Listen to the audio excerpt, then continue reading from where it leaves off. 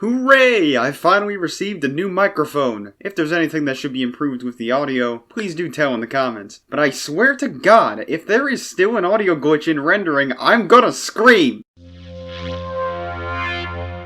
I know that this is going to sound redundant, but 2020 has left a huge impact on just about everything it touched. It felt like an entire decade hitting us all at once. The 2010s didn't feel nearly as eventful as a whole as this singular year did. Far too many major events to count, and it made even the seemingly insignificant ones even more pronounced. The most notable events were with COVID-19, and the lockdowns and denial surrounding it, combined with one of the most important elections of our history. Shockingly, one that is still being contested as of the creation of this video. I really hope we don't see such a storm of awful for at least another decade. Even if most of what happens for the rest of the 2020s is positive, wishful thinking. This will remain a memorably bad year and decade just for that. Despite all the doom and gloom that nearly everyone's been infected with, myself included, I can't say that the year was 100% awful. If anything, some of the problems weren't even exclusive to this year, or were just amplified in severity due to everything else. Basically, changing up the Hershey Kisses commercial and the removal of Flash Player web functionality are not valid reasons for why this year was awful. The latter being more of a loss for 2021 and beyond. Plus, I'm not big on the hype this year gets for being the worst year ever. The same thing was said about 2016, and in hindsight that year was nowhere near as bad as what it was seen as, political climate and leafy cynical peak aside. That being said, I can't help but notice that this year really made the political divide, in the US especially, even more potent. As it stands right now, Americans are in an ideological war with increasingly radical beliefs from both the political left and right. One is demanding for the end of racial injustice and a more socialist economy, whilst the other has been masked off with their racism and corruption. Take a guess which side I'm on. Only elevated by a president who many of them worship higher than God himself, despite many identifying as Christians. Not even attacking religion this one. Heck, I'd rather they put God above the one who won by memes and irrational hate alone. The bullshit they're spewing is getting even more incessant by the hour, and I can only blame the past couple years of media radicalization for it. Honestly though, I don't feel like turning this into some biased political commentary, since that is ironically the problem I have with social media in its current state. It's the same reason why things like cancel culture and owning the left are as wide in scope as they are. Fear from both ends of politics has led to such a dilemma. Again though, I'd rather not get carried away about this. I'll get into why pretty shortly. Reflecting on the year personally, it really has been a roller coaster of emotions and events. Really didn't help that I lost my father right as the year started, in turn needing to be raised by another part of my family. I touched on this briefly in my February update if you want a bit of additional info relevant to that time. With that significant change in mind, I've handled it rather nicely for the most part. There's naturally some disconnects I still have with this abrupt switch, but overall it hasn't impacted me too significantly. If anything, COVID might have slowed down the transition down a lot. January ended up being my worst month, so at least it was before the virus plagued the nation. On top of my dad's passing, I got a severe sickness later on during the month. Doubting it was actually COVID considering relatively quick recovery, but it turns out it probably wasn't the flu either. I don't remember getting a sickness that bad since 2016. Had just about every symptom you can imagine, including the issue with breathing, which is not one I experienced before, so I had to use an inhaler for a few days. After around 2 weeks though, those symptoms ended up going away after treatment. Still, it's a sickness I won't forget about. By March I had returned to a familiar place, though the layout was changed drastically from before. This included the room I'd end up living and doing most of my work in. Honestly, this was more of an improvement than a downgrade. Better than the open living room I was in prior, at least when it comes to privacy. It was a mess for a while, but things have been improving. Though April ended up being slightly devastating, since my external hard drive had decided to die on me. Lots of files were lost from this, especially things vital for a project I was working on at the time featuring Freddy Frisbee.